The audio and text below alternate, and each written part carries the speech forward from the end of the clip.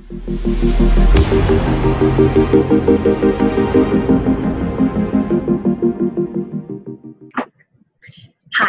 my name is Gibson, and I'm the owner and founder of the Personal Development School. This is your daily breakthrough video, and today we're going to talk about 13 qualities of the female narcissistic personality.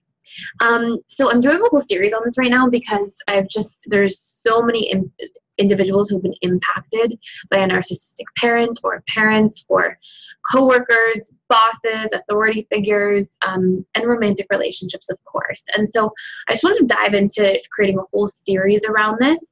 I've been getting so many requests, and I just see this popping up everywhere. And so the series I'm creating right now is I'm going to go into core qualities of the female narcissist, and then I'm going to go into core qualities of the narcissistic mother, father, how to recognize a narcissist early on in a relationship, and then a lot of reprogramming and repatterning exercises and tools that will be available to you just for how to heal from narcissistic abuse, if this is you.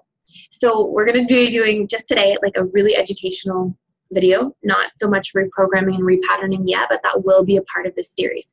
I also have courses coming out that I will be doing on narcissistic abuse specifically, and it will just be a little bit more in depth than you can get in this video, or these videos, this whole series. If you haven't had a chance already, please go check out the courses that we're launching. We are launching in just a few weeks. I'm so excited. I've been pouring my heart into this, and if you're getting a lot of value out of these videos, these courses are like 1,000 times better. They come with deep reprogramming, repatterning exercises for any challenge or issue that you're facing. They come with workbooks, intense, in-depth content, so you'll understand root causes, conflict communication tools, like literally everything that I could think of or focus on and put into a course. So I'm really excited to be sharing this stuff with you guys. So we're still launching, or we still are making available early bird pricing right now. So again, go to www.personaldevelopmentschool.com if you want to reserve your seat. You can literally just put in your name, your information, which courses you want to reserve, and then we'll send you these coupons when we're in the week of launch. So without further ado, let's get into this. So how I'm going to actually structure this video too, by the way, is I'm going to give you the overall general traits of a narcissist that are in the DSM. And so this is like the criteria used basically to diagnose narcissistic personality disorder. I'm going to give these things to you guys, like just the actual information. And then I'm going to go into how a lot of the times female narcissist presents an even more specific core qualities that you can recognize, especially in the early stages of a relationship, so that you can, have a little bit more of specific traits or patterns that you can recognize in this individual's personality. And I'm going to give you a little bit of similarities as well, not just the differences between male and female narcissists. So in the DSM, you need to have at least 5 of these 9 qualities that I will be listing in order to be diagnosed as a narcissist. Okay, so this is according to the Diagnostic and Statistical Manual that is out in the most recent year. So this is the 2019 or 2018, I believe. So on DSM-5. So number 1, the first quality is a grandiose sense of self-importance. So what this really means is you might, see this person always putting themselves first. You might see them, putting their needs ahead of others, assuming that, that's the way it should be, valuing and sort of caring about their own opinions and feelings way more than anybody else's, and just sort of having this air of like, I'm the best, I'm number one, and sort of and treating themselves that way, and basically expecting that other people treat them that way also. Number 2, the narcissist tends to be preoccupied with these fantasies of unlimited success, power, beauty, brilliance, or love. So sometimes I'll see narcissists, and it's so interesting. They'll come in and they'll they're often actually sent by their loved one, and they come in for very specific reasons. Like if they do something really terrible and they're trying to sort of like get back in the relationship. Sometimes they come in to work on themselves, but honestly quite rarely.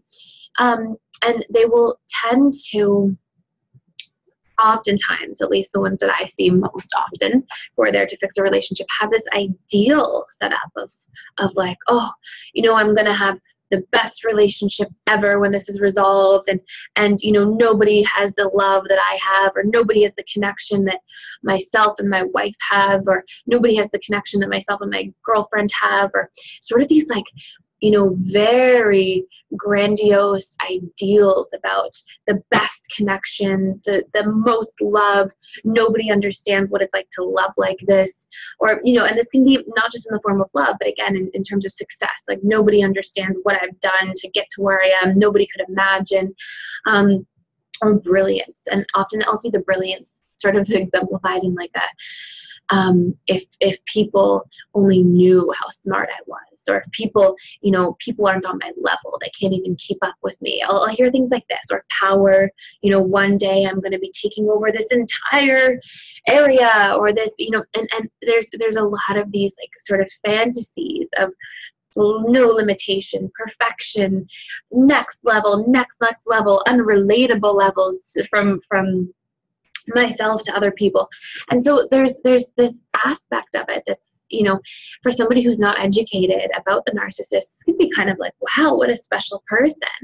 Oh, wow, they really believe in themselves, or look at how amazing they are. And narcissists tend to be quite successful the vast majority of the time. So if this is the case, then it's easy to sort of buy in as well to, how wonderful this will be. And the narcissist kind of, they have this captivating, this isn't one of the qualities in the DSM, but they have this captivating ability to like take you out of your body and out of your own feelings and sensations and intuition, because their story or their narrative, they're amazing storytellers a lot of the time, and they can be so captivating and so charismatic that you kind of lose like your sense of what you're feeling from this experience, or your intuition. If there's any doubt or any confusion, you tend to be like almost disconnected from that in yourself and all in their narrative, because they're so captivating and almost hypnotizing.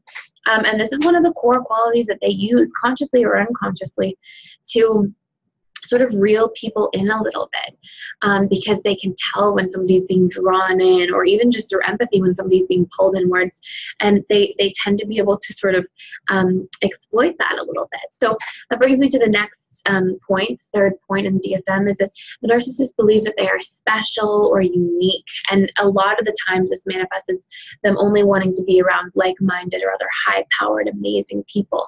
And so there's this sort of disconnect from this belief that, everybody's equal and people's feelings and needs are equal and should be treated that way. And we can have differences of opinions, but those are just disagreements based on beliefs and patterns and programming. And that's okay. Like there's this, I am up here and this is sort of this exclusive area and I should only be around these sorts of people.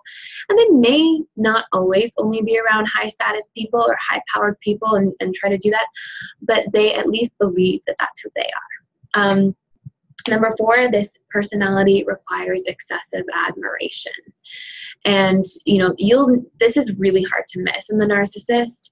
They are always looking for that supply. So they're looking for your empathy, your energy and supply in that way, but they're especially looking for like your attention, your validation, you saying how amazing they are, you giving to them what their needs are in terms of like, oh yes, you are amazing. Oh yes, you are the best. Or oh, you've been through so much. Or oh, they're constantly seeking that validation. And I'll get into this in later parts of the series for really how to deal with this. If this is a family member, a friend, a loved one, a partner, a husband, a wife, a child, I'll get into a lot of this. But this is really like a child, and not a child intellectually, but a child emotionally trapped in an adult's body, who's intellectualized and who's progressed in terms of their intellectual intelligence, but emotionally they're caught in this very self-absorbed child,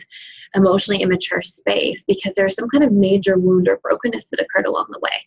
And it's really important as you do work around the narcissist to learn how to forgive yourself and to forgive this person for any abuse that has been caused. But I will express with the utmost importance that forgiveness does not mean bringing this person back into your life. Forgiveness does not mean letting down boundaries, letting this person back in. This person, unless they are doing a tremendous amount of work and healing, which honestly, takes place over a period of time for this type of personality, and they rarely tend to want to do work and healing again, because if you think you're perfect, and which a lot of them truly believe, at least at a semi-conscious level, you don't think that you have any work to do. So it's quite rare that the narcissist takes action to heal. I have seen it when they do come in, and I have helped narcissists actually literally heal and become wonderful and empathetic people. But it's rare, and it's rare that they go, anyways, I'm kind of getting off track. It's rare that they go to therapy in the first place, unless there's been some kind of major catalytic response that's created this.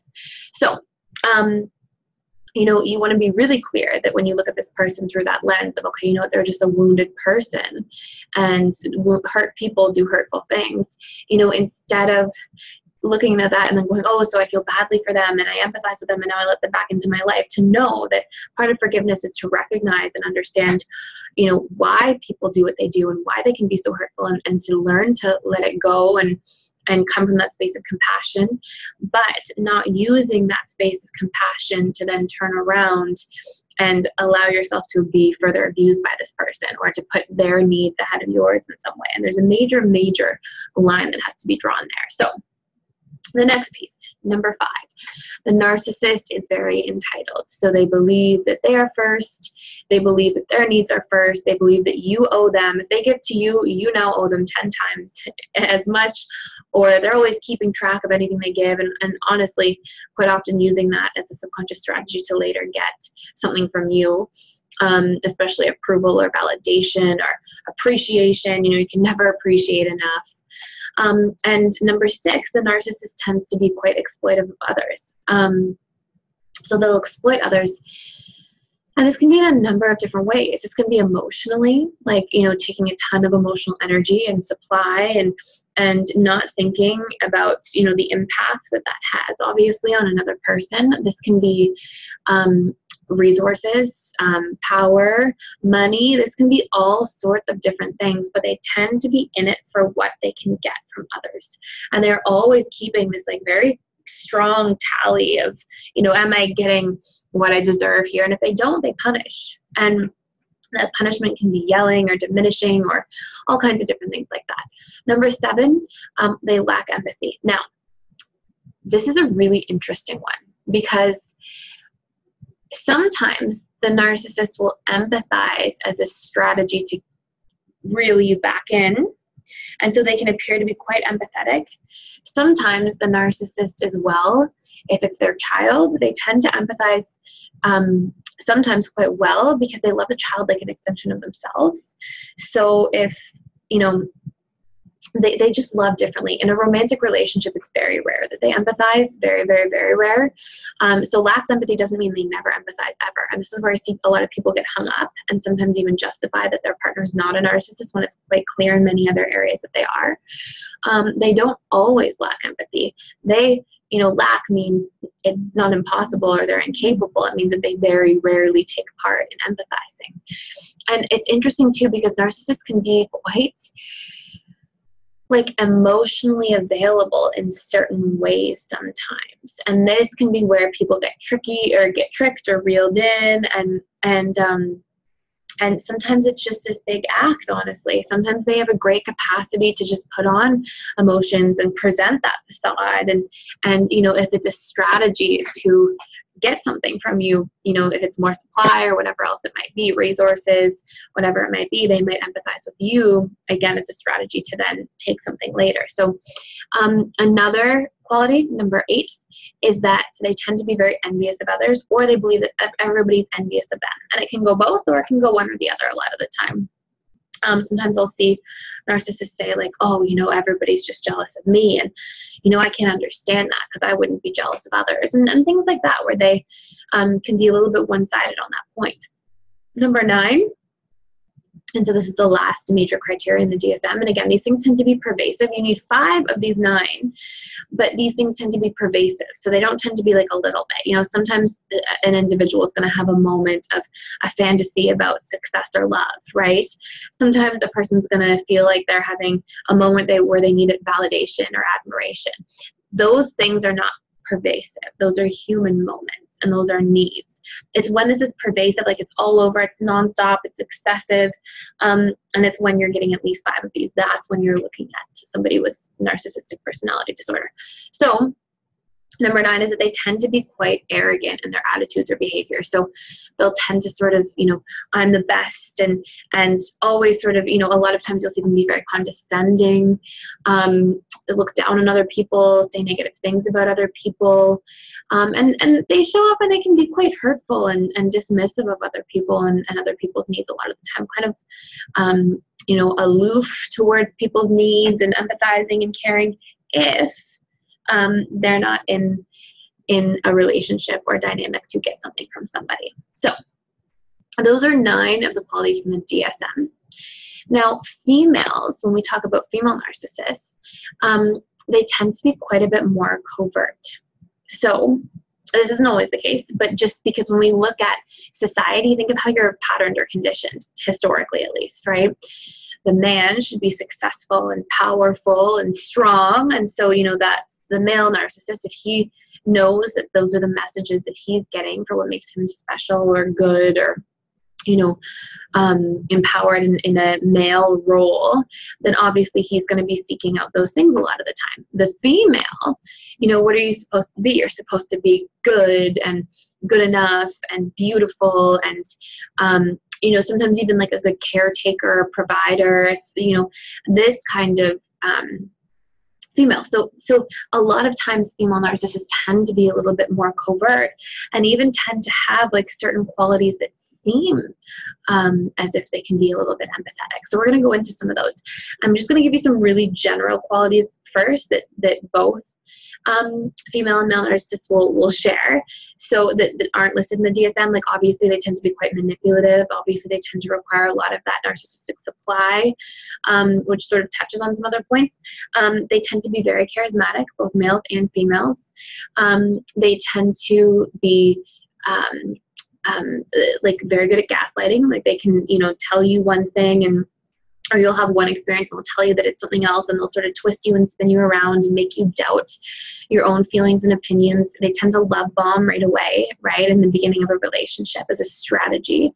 They tend to be very focused on achievements, what they can do, who they can become, is sort of seeking out that power, obviously very status driven as well, power status driven. Tend to blame a lot, and in the female narcissist, they tend to get a lot of their supply through playing the victim role. So the female narcissist in a dating situation tends to put a lot of emphasis around sexuality. So, and not always, but more and more often than not, they tend to be very sexual in the beginning stages of a relationship. They tend to, just like the male narcissist wants to have, bring you out of your body and into that fantasy of their brilliance and their power and their masculinity and the love bombing and how great and amazing they are. The female narcissist plays into the same societal condition programs that a lot of us have gotten. So, for women, it's your body, or it's, how you look, and it's all these sorts of things. And so a lot of female narcissists tend to be highly sexual at the beginning of a relationship and sort of play into that fantasy sexually of what the man wants, right, in the relationship. They tend to really do a good job of making the man feel like the man. So, again, like feeding into the man's ego as this strategy to sort of get him hooked and keep him there, and then all of a sudden it's like, oh, there's that, they can feel that there's sort of that hook and addiction that happens. And now that's when the sort of narcissistic mask for the female can start to fall off. Narcissistic females tend to more than make money, though this isn't always the case. They tend to more so hook somebody in a relationship and then want to spend the money. And they want to flaunt all the materials and hoard all the materials and the goods and the outfits and the handbags and the jewelry. And again, it's because this person deep down feels so empty for who they are, that these are ways subconsciously of trying to bring in and fill the hole or that void of what they're feeling inside of them, which is really just a deep, deep sense of feeling not good enough and unworthy.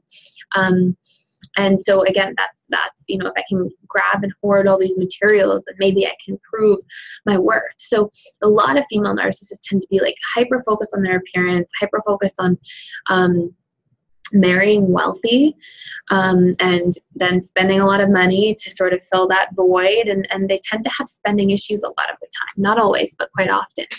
The female narcissist tends to believe that she's much greater than others, much better in some way. And will often show this by being extremely gossipy, by putting other people down, by making jabs towards other individuals, by talking terribly about other people. And this can even be in the family. This can be people close to her. And again, a lot of times it's either for the strategy of, you know, making myself feel better because I'm putting everybody else down. And obviously, you know, that's then I feel like I'm higher than or better than or greater than. But also this can be a strategy to turn people against each other, to feel like there's sort of this control or power dynamic, or more often, I would say most often, that the female narcissist derives, like I was mentioning earlier, a lot of her narcissistic supply through playing the victim. If it's, oh, poor me, look at everything I'm going through, look at this painful story of my life, and look at all the things I'm suffering with or from, well, what happens? People go, oh my goodness, poor you, that's so awful. And especially because, you know, in the female dynamic or the female role, again, not always the case, but historically, that woman, you know, might be saved or empathized with or seen as a damsel in distress, and people come and they give their resources, their energy, their time, they try to fix her, help her, save her, and those are all great strategies for this individual to derive their supply. The last couple of major points here that I'm going to add are that a lot of times the female narcissist is always doing the one-up. So let's say that you say, you know, oh my goodness, I had such a hard day, and you want to share your feelings or express your feelings. The female narcissist might go, oh, do you want to know about a hard day? Do you want to hear about my day? And they're always in this sort of like unconscious competition. And so a lot of times anybody interacting with a female narcissist will feel like, geez, I can't get my feelings heard or expressed because it's always going back to how terrible this person's, you know, her stuff is. And this can manifest itself in a different form too. This can be, oh, I got this new handbag today, and do you want to see it? It's super, you know, I'm really excited about it. And the female narcissist will go, oh yeah, I have a few of those. Or things that are, again, like always trying to prove that one up. I will get into in a separate video, again, like the narcissistic parent and how this can sort of manifest itself a little bit differently. A narcissistic parent tends to be a little more critical of their kids in certain ways. There's usually the golden child, and we'll go into that in a separate video, but because it's too long for just this one video itself. But another couple points here. The female narcissist tends to unconsciously seek out drama all the time. Again, if there's this massive void deep down of your self-worth, of who you are, this sort of unconscious identity crisis that you're living in, and you've got this sort of lower emotional quotient, and you're not able to move through your emotions and quite understand and process them, you're doing anything you can to fill the void. And that can be through some kind of addiction. It can be through hoarding resources, money, attention, you know, power, trying to, you know, feel like you are special by association, and interacting with certain people. This can be through creating drama, like, you know, making jabs. It can be through bullying other people, antagonizing other people, being condescending. Like, all of these things are really attempts to fill a massive void and a big wound that a human being is experiencing. And lastly, you will see a lot of the time that the female narcissist will not be capable of validating an individual's feelings. So if you say, I'm hurt, I'm sad, right away it's back on them. Like, oh, why would you tell me that today when I'm already having a hard day? Or I'm hurt, I'm sad, will you listen to me speak, or something like, and you know, geez, I have enough on my plate as it is right now. Or you don't even know what hurt and sadness are. Or it's always sort of, it's being brought back to them almost all the time, so consistently. And again, a lot of the times you'll see that accompanied with some kind of bullying or passive aggressive comments or just diminishment. And that may not just be of you and your character, but also of your feelings. There's a lot of invalidation of an individual's feelings. So these are some traits of the female narcissist. A lot of those qualities, especially some of the more covert ones that you might see that appear in the female. Again, I'm because of so many requests, because of so many comments, I'm going to be doing a whole series about this, how to heal from some of these things, how to reprogram painful patterns that come from being in a relationship with a narcissist, depending on what kind of relationship that is, romantic partner, child of narcissist, etc. If you're getting a lot of value out of these videos, please like them, share them, subscribe to my channel, and please visit the Personal Development School website to reserve any courses, early bird pricing, any stuff that can work for you. And the content's really amazing, and I think it's really going to help a lot of people. So yeah, thank you so much for watching.